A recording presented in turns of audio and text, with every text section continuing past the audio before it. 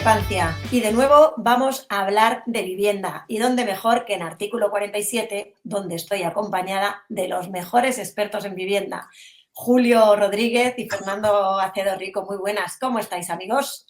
Pues muy bien, encantado de Muy, estar aquí. muy bueno, muy bien, encantado por supuesto y buenos días, Julio, que no te había saludado anteriormente. No importa, Fernando. Bueno, hoy, ¿qué os parece si al hilo de lo que estábamos hablando la semana pasada, que hablamos mucho de vivienda protegida, pero sí que me gustaría hablar con los datos en la mano, para lo cual Julio nos ha facilitado unos gráficos que están estupendos y me gustaría utilizar estos gráficos para hablar con los datos sobre la mano de la evolución de la vivienda protegida en España.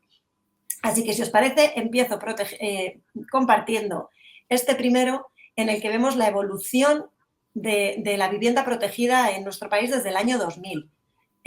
Julio, un primer acercamiento a estos datos. ¿Qué lectura haces de esta gráfica que estaba tan alta y luego ha ido tan abajo? Bueno, se puede decir que la primera parte, que es espectacular, las cifras alcanzadas, porque estamos en niveles de una media de los primeros 15 años de este siglo, que había viviendas protegidas a unos niveles que se aproximaron en calificaciones provisionales a las 100.000 y en calificaciones definitivas, que es la roja, se aproximaron, estuvieron en torno a los 50 o 40.000 anuales.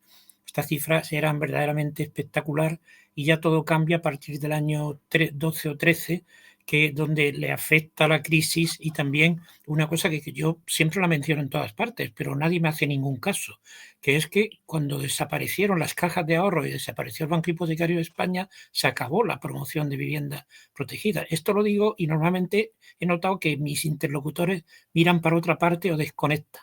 Pero sin embargo yo insisto que ya no está como antes. Se hacía un plan de viviendas anual y se decía que lo iban a financiar las cajas de ahorro y el 30 o 40% el banco hipotecario, y esto desapareció y eso no se ha superado. Y entonces ahora ya hemos visto que después, en este periodo de bajos niveles de actividad que ha supuesto, sobre todo del año 13 o 14 hasta el año 21, pues observamos una recuperación ligera en los dos últimos años, que se ha hecho más acusada en el año 2024 en materia de calificaciones provisionales, que, como debo indicar, la calificación provisional no es exactamente que se inicien esas viviendas, porque muchas viviendas calificadas luego no encuentran financiación. En cambio, las calificaciones definitivas son las terminadas, que van siempre con retraso respecto de las provisionales, pero sin embargo, detrás de las calificaciones definitivas hay viviendas hechas. Es decir, que las calificaciones definitivas se aproximan más a esta realidad. Entonces, en el año 24 hemos tenido unos 24.000 calificaciones provisionales y hemos tenido 14.400 calificaciones definitivas, que son viviendas protegidas terminadas. Entonces, después de bastante tiempo con unos niveles muy reducidos de actividad en la construcción de viviendas de protección oficial, en el año 2024 se aprecia una recuperación que es más fuerte en calificaciones provisionales, pero me curo en salud, porque muchas de estas calificaciones provisionales no siempre se construyen, o porque falta financiación, o porque hay cualquier problema, o porque el promotor no le han salido los números. En cambio, las líneas rojas de calificaciones definitivas, esa cifra va a misa y es la que se utiliza mucho más que la otra, pero en todo caso también este gráfico revela que algo ha cambiado. Este gráfico yo lo asocio con otras informaciones que ya veremos después, donde destaca la fuerte recuperación de Madrid, que desempeña un papel muy importante en esta evolución. Fernando, tu lectura de esta gráfica entiendo que se aproxima bastante a la de Julio, pero ¿por qué tú crees que realmente es este último año el que ha pegado ese subidón? Bueno, no cabe duda, el mayor experto que pueda haber en todos estos temas es Julio, ¿no? En cualquiera de los casos, a mí me parece un dato importante, Ana, recalcar que habla de vivienda protegida. Es decir, yo trabajé 15 años en la empresa municipal de la vivienda y suelo de Madrid, y a lo largo de ese periodo de tiempo, digamos que el nombre de la vivienda protegida pasó por muchos avatares, ¿no? Desde la VPT, vivienda de precio tasado, a la VP o régimen general, régimen especial, a la VP de vivienda protegida de precio básico, vivienda protegida de precio libre, que creo que es ahora, ¿no? Es evidente que coincido con Julio que el tirón que está haciendo Madrid en cuanto al tema de la vivienda protegida es fuerte, pero desde mi punto de vista ahora mismo insuficiente. Insuficiente de cálculos que yo he hecho, ese déficit de 600.000 viviendas, de que vamos a entender como un dato estándar del Banco de España, yo creo que hasta el 2030, por lo menos en lo que se refiere a Madrid, no se va a arreglar. No se va a arreglar porque es el periodo que se puede tardar todavía en desarrollar los ámbitos. Me queda un tema por preguntarle a Julio, si me permites, Ana, es cómo encaja la vivienda protegida en la rehabilitación de los centros históricos. Por los costes, sobre todo. Bueno, en este momento entiendo que la promoción de estas viviendas protegidas no está tan asociada con la recuperación de los cascos históricos. Yo creo que esto es sobre todo se están promoviendo bastante por administraciones públicas, en este caso está creciendo, y ahí es donde podría haber algo de lo que tú dices, pero no creo, de momento es difícil sacar una conexión entre estos datos fríos que no han sido fáciles de obtener, ni muchísimo menos. La estadística de rehabilitación y vivienda protegida del Ministerio de Vivienda no da facilidades, pero que en este momento no está desligado. En esta estadística no aparece para nada ninguna alusión a la recuperación de los centros y lo digo tras el esfuerzo que me ha supuesto sacar estos datos, puesto que son unas estadísticas que la presentación deja mucho que desear. Pero el hecho de que haya aumentado la presencia de las administraciones públicas dentro de la promoción y teniendo en cuenta que el Estado, el Ministerio de Vivienda, no está promoviendo directamente de momento nada a primera vista, pues es posible que una parte de estas viviendas protegidas, promovidas por administraciones públicas, que si no es el Estado, deben de ser las autonomías o deben de ser los ayuntamientos, pues puede tener algo de conexión con las viviendas, con esta recuperación de los centros históricos. Pero a primera vista no se puede casar un tema con el otro.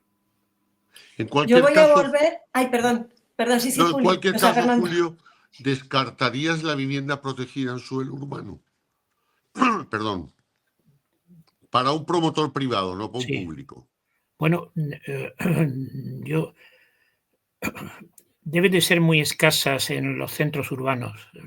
No las descartaría, pero yo creo que debe de ser, por parte de un promotor privado, deben ser escasas las que se han promovido dentro de los centros urbanos. Más bien serán en las periferias, pero tampoco hay información sobre este tema. Pero entiendo que esta presencia mayor de los promotores públicos pues dice que están reaccionando ayuntamientos y autonomías, por supuesto muy lejos, como tú has dicho muy bien, de los niveles deseables, como pues otro gráfico lo vamos a ver qué baja proporción supone respecto de los hogares, pero esta recuperación de momento es todavía difícil de interpretar, a ver qué hay detrás de ellos. Puede aproximarse un poco más cuando veamos la distribución territorial, pero sin embargo no hay más información. No le podemos sacar a esta información, que es tortuosa de conseguir, mucho más conclusiones de las que estoy sacando. Julio, como hablabas al principio y como ha ido saliendo todo el rato, Fernando también lo ha comentado, el que Madrid esté a la cabeza en la generación de vivienda de protección, sí que quería poneros el gráfico que lo demuestra, pero el resto de las comunidades autónomas también ha aumentado el número de viviendas de protección que ha generado. Bueno, aquí se aprecia con los datos territoriales de las calificaciones definitivas de viviendas protegidas. Viviendas protegidas, le explico a Fernando que es todo, tiene nombres distintos según cada comunidad autónoma. Aquí en Madrid tiene unos nombres, en Valencia tienen otros, en Andalucía otros, y lo que hace el Ministerio es viviendas protegidas sumando todos los planes autonómicos y los planes estatales. Aquí están incluidas absolutamente todas. Entonces, hay 5 autonomías que concentran casi el 90% de las viviendas protegidas que se hacen, que son Madrid, Cataluña, País Vasco, País Vasco, la Comunidad Valenciana, Madrid, Cataluña, País Vasco, Comunidad Valenciana y Andalucía. Es decir, que estas cinco comunidades autónomas concentran una proporción muy alta, pero sin embargo el salto que se ha producido en Madrid en el año 24, que es el gráfico que tenemos delante, que se aproxima a las 7.000, pues es mucho más fuerte que lo producido en otras autonomías. Mantiene una línea de regularidad cada año el País Vasco, que al fin y al cabo es mucha menos población que Madrid, pero mantiene una continuidad que da lugar a que suponga en torno al 14% del total, mientras que Madrid en este momento está aproximándose a la mitad del total. Pero, sin embargo, respondiendo a una cosa que está implícita en lo que tú has dicho, Ana, es que se aprecia que fuera de estas comunidades autónomas, pues el resto es muy, muy reducido. Hay incluso algunas autonomías que o bien no se dispone de datos o bien no hacen ninguna. Es decir, que hay bastantes comunidades autónomas que durante bastantes años en ellas no se ha hecho ninguna vivienda de protección oficial. En cambio, las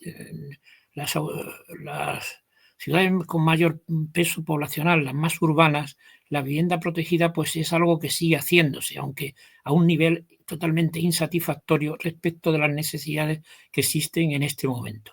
Pero el caso de Madrid yo lo asocio sobre todo a la vista del eco que tienen los medios de comunicación con la cuestión del Plan VIVE, porque el Plan VIVE, aunque tiene unas peculiaridades muy específicas, sin embargo, la mayor parte de ellas se califican como viviendas de protección oficial y luego se venden o se alquilan a los precios del módulo de la vivienda de protección oficial en Madrid. Como dijo Fernando el otro día aquí, muchas veces estos precios no resultan del todo asequibles para los hogares con más bajos niveles de ingresos. Es decir, que yo entiendo, primero, que el dato que ha salido es un dato que es mucho mejor que los años anteriores. Segundo, que ese dato es muy insuficiente respecto de las necesidades. Tercero, que está bien que se recuperen, pero sin embargo, bastante de lo que se está construyendo en este momento son precios que son para hogares de clase media.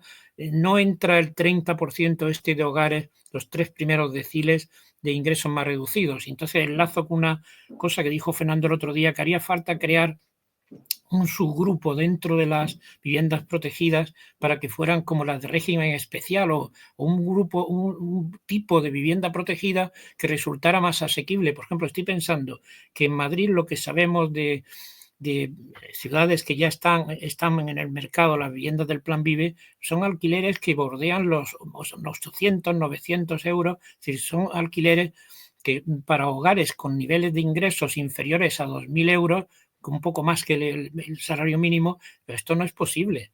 Y además en los precios de venta, 250 o 300.000 euros, mucho menos.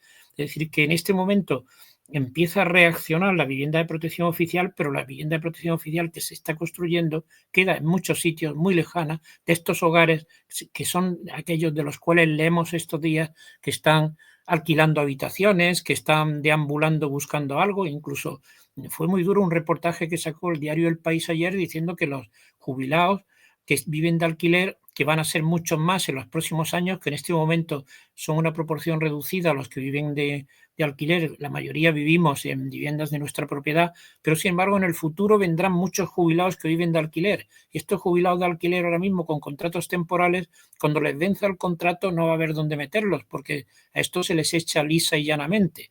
Por tanto, esto es una nueva obligación para la política de vivienda, contemplar que una parte de estas viviendas protegidas que se hagan, pues debería ir destinada sobre todo, debería destinarse, no ahora de momento, pero sí en el futuro, tendrá un peso para jubilados, porque el jubilado que vive en una vivienda de alquiler, que está pagando un alquiler que guarda relación con su pensión, si al vencer el contrato de alquiler de 5 años o de 7, pues el propietario le exige actualizar el alquiler, pues lo van a pasar bastante mal. Yo quería volver un poquito para atrás de lo que estaba hablando Julio, de las comunidades autónomas que hemos visto que son las que están a la cabeza en generación de viviendas de protección oficial, y me surgen dos dudas. Por un lado, todas estas comunidades autónomas al final están gobernadas por partidos de derechas. Vuelvo a esa polémica que ya hablamos la semana pasada que al final es el Partido Popular o el PNV los que encabezan políticas de protección de vivienda, que no sé si iría más bien con la ideología socialista más que con la ideología liberal del Partido Popular, por ejemplo. Eso es una idea que me surge por un lado, que quería que me comentases, Fernando. Por otro lado, ya te hago una segunda pregunta y es ¿por qué hay comunidades como, por ejemplo, Baleares, que están muy carentes de vivienda? Porque yo entiendo que estas comunidades que generan más vivienda de protección es porque falta vivienda en ese suelo y por eso pues Castilla-La Mancha a lo mejor no necesita tanto impulso en políticas de vivienda. Porque hay comunidades como precisamente Baleares, que hemos hablado muchas veces que es probablemente una de las comunidades más tensionadas, ¿por qué no generan políticas de vivienda? Bueno, Ana, contestando y comentando, más que contestando, el gráfico de Julio, yo creo que no tiene color político, es decir, yo no creo que se haga más o menos vivienda protegida en función del color político. Yo creo que es un problema de eficacia en la administración. Curiosamente, no es curioso, es lógico, los 5 grandes comunidades autónomas, las que ha comentado Julio, Madrid, Cataluña, País Vasco, Andalucía y Valencia, son aquellas donde hay más necesidad de vivienda y donde probablemente no seguro, la diferencia entre el precio de mercado y el precio protegido es mayor. Yo pongo el ejemplo que tú decías, Ana, Castilla-La Mancha. Yo soy registrador de la propiedad en Tarancón y evidentemente en Tarancón ver una vivienda protegida es imposible. ¿Pero por qué? Porque a lo mejor es más barato una vivienda libre que una protegida. Es decir, los módulos que se hacen muchas veces en determinados, bueno, igual que hablo de Castilla-La Mancha, puedo hablar de Castilla-León, puedo hablar de Logroño, distintas comunidades autónomas que según el gráfico de Julio no tienen vivienda protegida. Pero creo que no es porque no se hagan, sino porque no hacen falta porque la libre, ahora no, pero en los años 12, 13, 14, la libre, la protegida llegó a ser más cara que la libre cuando hubo el crack. Eso es una explicación. Y en cuanto al segundo punto que tú me preguntas, coincido, lo estaba pensando, es decir, yo estaba pensando en Baleares y Canarias en concreto, porque Julio ha hablado bien ya de Andalucía, ¿no? Que incluía Málaga. Pues yo te diría que es un problema que los números al promotor privado no le salen. Es evidente que no le salen porque la vivienda en Baleares creo que es de los sitios que más crece año a año y en Canarias no digamos, entonces no le salen. Ahora bien, si deberían, a lo mejor, bueno, a lo mejor no, deberían las empresas públicas, las administraciones públicas, fomentar ese tipo de vivienda tanto en una comunidad autónoma como Baleares y una comunidad autónoma como Canarias. Pero el problema es que a lo mejor tampoco hay demanda. Bueno, en Baleares la hay, porque llegan a situaciones dantescas, ¿no? Pero yo creo que es un problema de actitud de las administraciones públicas en ambas dos comunidades autónomas que no tiran para adelante en fomentar un programa de vivienda protegida que sería imprescindible y me inclino más, fíjate con lo que decía Julio, de recuperar esa VPO, régimen especial, para aquellas situaciones de emergencias habitacionales o no necesariamente emergencias habitacionales, sino gente que no llega a un determinado nivel de ingresos y que no puede pagar los alquileres que se están pagando. La duda que sí que me surge cuando os oigo hablar todo el rato de vivienda de protección es que siempre ponéis como que es la renta el único requisito para acceder. Y sin embargo, por ejemplo, en el Plan Vive de Madrid dan como mayor importancia a la edad que a la renta. O sea, las viviendas del Plan Vive son para menores de, no me acuerdo ahora, de 35 años, me parece. 35 años. 35. Evidentemente suele ir ligada también una renta más baja, evidentemente, con el primer trabajo, etcétera, etcétera. Pero también al hilo de lo que comentabas, Julio, de los mayores de 65, ¿No creéis que a lo mejor sería interesante fijar ese otro tipo de requisitos también teniendo en cuenta que cada vez tendemos más a cobrar todos el salario mínimo interprofesional, porque cada vez los sueldos están más bajos para todo el mundo? ¿Qué opinas, Julio? Sí, es verdad que el Plan Vive y otras fórmulas se está extendiendo por toda España. En este momento el modelo superficiario concesional se está extendiendo bastante por toda España.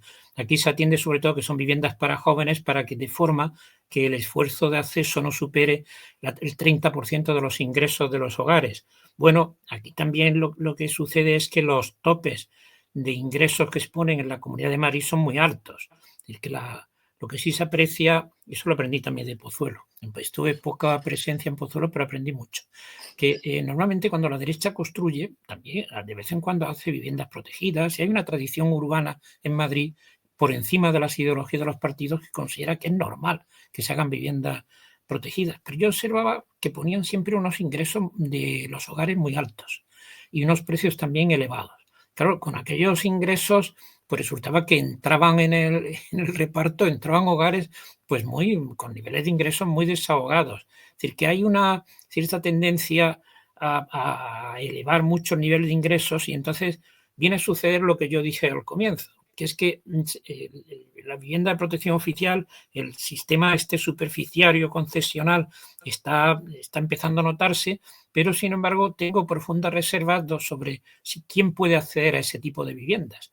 Y claro, lo que tú has dicho de la edad también, habrá que atender no solamente a los... Hay algunas comunidades autónomas que tienden a abrir el abanico, no solo ya a los 35 años, sino para todos. Pero el tema de los mayores obligará a crear un grupo aparte que serán mayores de 65 años con alquiler que les vence y que al vencerlo no pueden hacer frente al nuevo contrato. Pero vamos, de lo que estamos hablando salen muchos matices, pero por ejemplo destaca la continuidad que tiene en un volumen importante cada año del País Vasco. Las demás autonomías tienen muchos altibajos, incluido Madrid. Sin embargo, el País Vasco se mantiene esa proporción del 14-15% de España, lo mantiene con gran constancia. Entonces, el Partido Nacionalista Vasco en política de vivienda no se comporta como un partido de derechas, se comporta como un partido más bien de centro con inspiración democristiana y que ha habido momentos en los cuales ha habido consejerías en manos de socialistas, que incluso la ley Maturana vasca, pues fue con un consejero socialista que salió, que fue importante. Y ahora en este momento me consta también que la política de vivienda del gobierno vasco también la lleva de la coalición que hay PNV-PSOE, es un socialista quien la lleva. Y me consta también que en Navarra en este momento pues se han puesto a gente que viene de la izquierda a llevar la política de vivienda. Es decir, que lo que sí se refleja que es que los partidos nacionalistas en esto en materia de vivienda no responden tanto al esquema izquierda-derecha, sino que suelen introducir a gente que procede de la izquierda, porque en Esquerra Republicana de Cataluña prácticamente los resultados de Cataluña son, ahora mismo hay que atribuirlo a Esquerra Republicana, porque el PSOE ha entrado hace medio año nada más. Y sin embargo, pues ERC ha tenido presencia en materia de construcción de nuevas viviendas de protección oficial. Además, Cataluña tiene hasta un organismo, el Instituto Catalán de Finanzas, que lo utilizan para financiar. O sea, a falta del ICO, a falta de las cajas de ahorro y a falta del banco hipotecario, en Cataluña se han sacado su instrumento, que es el Instituto Catalán de Finanzas, que está financiando. Incluso utilizan créditos del Banco Europeo de Inversiones.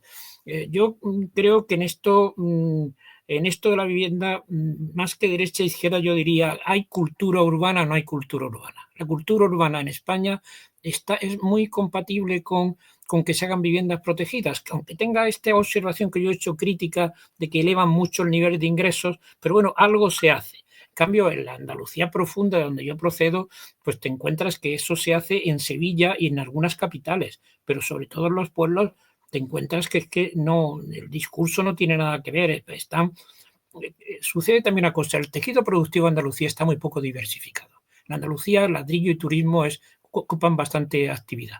Entonces, pues en la vivienda se ve como la fábrica. Entonces, pues no piensan que la fábrica tenga que destinarse para los pobres. No, la fábrica tiene que ser para que allí viva todo el mundo, ¿no? Un concejal de mi pueblo, socialista, decía que estas viviendas que se están haciendo en Playa Granada no tienen vocación de vivienda de protección oficial, pero es que en ninguna promoción de las que se hacen allí turísticas tienen la menor vocación de que se hagan viviendas de protección oficial. Por tanto, yo creo que es un tema no tanto de ideología, sino es un tema de cultura. Es lo que influye mucho en que se hagan más o menos viviendas de protección oficial.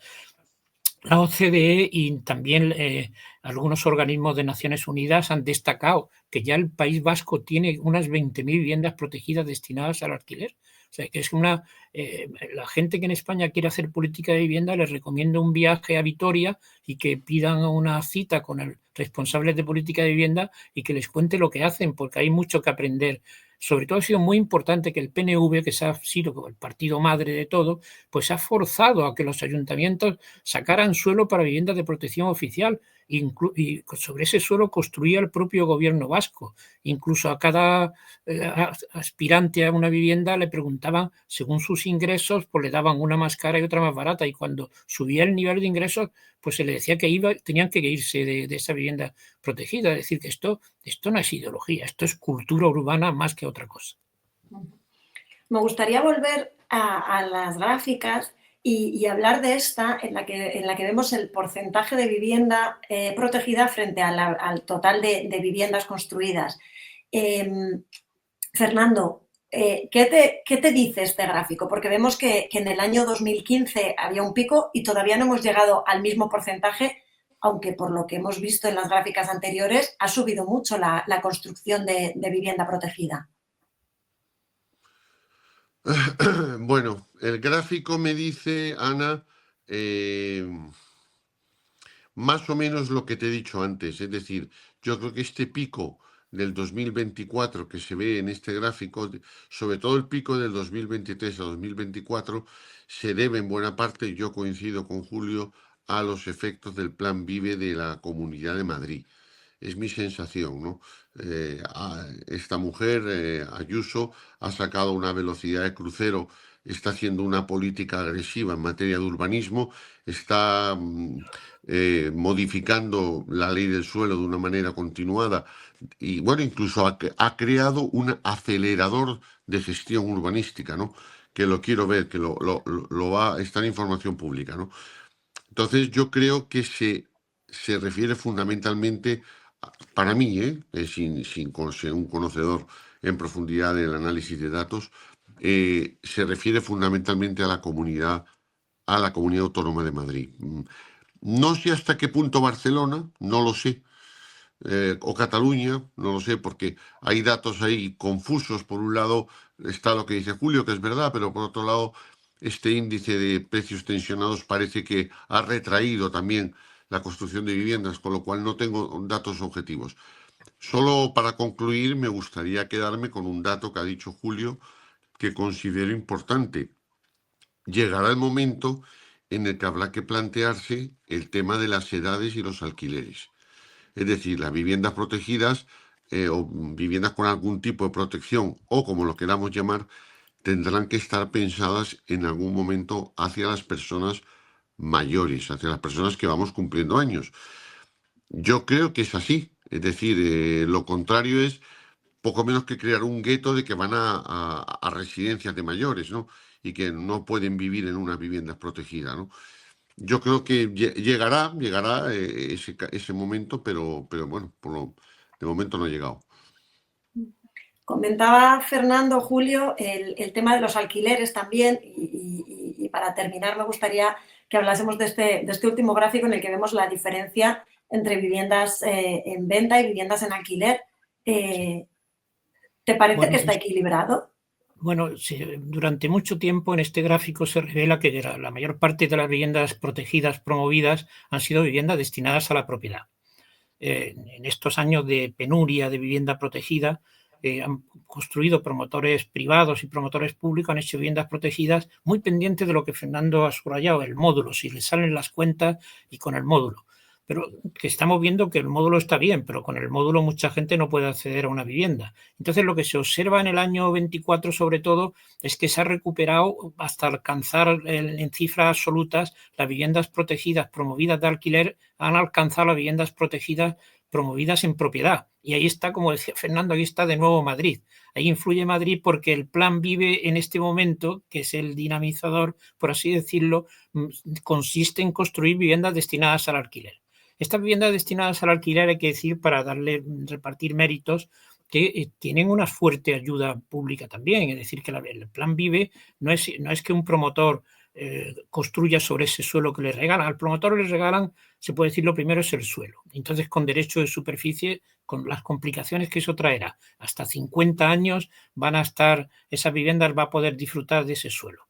Entonces, el promotor disfruta de ese suelo sobre el cual hace viviendas y la saca a un alquiler que está por debajo del mercado, que no quiere decir que sea asequible, pero está por debajo del mercado. Bueno, y entonces a esas viviendas, además de regalarle el suelo, están teniendo ayudas de hasta 50.000 euros por viviendas, unas ayudas muy importantes con fondos procedentes de los fondos europeos. Es decir, que las viviendas del Plan Vive hay una participación también del gobierno del Estado, porque si se puede decir que el sistema funciona de la manera siguiente. La Ayuso le pide a los ayuntamientos qué suelo tienen para promover viviendas protegidas. Bueno, y entonces pues le presenta este suelo, un poco actúa la Ayuso, actúa un poco como hace el PNV en el País Vasco, este sistema de decir a los pueblos, oye, sacarme algo de suelo para vivienda protegida. Pero luego después, para que el promotor entre y venda a unos alquileres que estén por debajo de mercado, es indispensable que haya una ayuda pública. Si no hay una ayuda pública, el alquiler que sale ya por completo no accesible. Y luego a partir de este año va a haber una tercera ayuda. Primera ayuda, suelo regalado. Segunda ayuda, subvención procedente de fondos europeos. Tercera ayuda, que hasta ahora no ha jugado, pero puede desempeñar un papel importante, son los créditos del ICO. Créditos blandos del ICO a largo plazo para construir esta vivienda, que también es una ayuda pública y procede del gobierno del Estado. Lo que sí observo es que el papel, sobre todo, de la Ayuso es importante en exigir que ese suelo lo seleccionen, pero también es importante el papel del Estado subvencionando y también incluso con los créditos del ICO. Me da la impresión de que es que el gobierno de Madrid vende mejor lo que hace que el propio gobierno estatal, porque el gobierno estatal es muy importante y sin embargo parece que no tiene nada que ver con lo que se está construyendo ahora y tiene mucho que ver. Bueno, nos quedamos ya sin tiempo y lo que sí que me gustaría dejaros para este último minuto es la tarea para la semana que viene. A ver si hablamos de un tema y no acabamos hablando ni de comunidades autónomas ni de vivienda protegida. ¿Qué os parece? Me parece. Muy bien.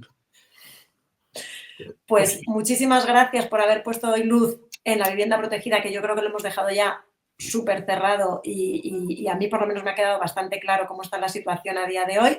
Y os emplazo a la semana que viene y os agradezco lo de la charla que me habéis dado hoy. Sí, yo he dedicado un rato a sacar estos datos porque no es fácil. Esta estadística del MIBAU, Ministerio de Vivienda y Agenda Urbana, no son fáciles de sacar, pero ahí están. Es bueno sí, yo creo que han quedado más que claros. Han quedado claros, sí. Muy bien. Pues nada, muchas gracias Fernando, gracias Julio, y nos vemos la semana que viene. Gracias a los dos, gracias Julio, gracias Ana. Vale. Y a todos vosotros, gracias de nuevo por estar ahí y lo dicho, la semana que viene artículo 47, aquí en La Discrepancia. Muy bien. Gracias. Vale.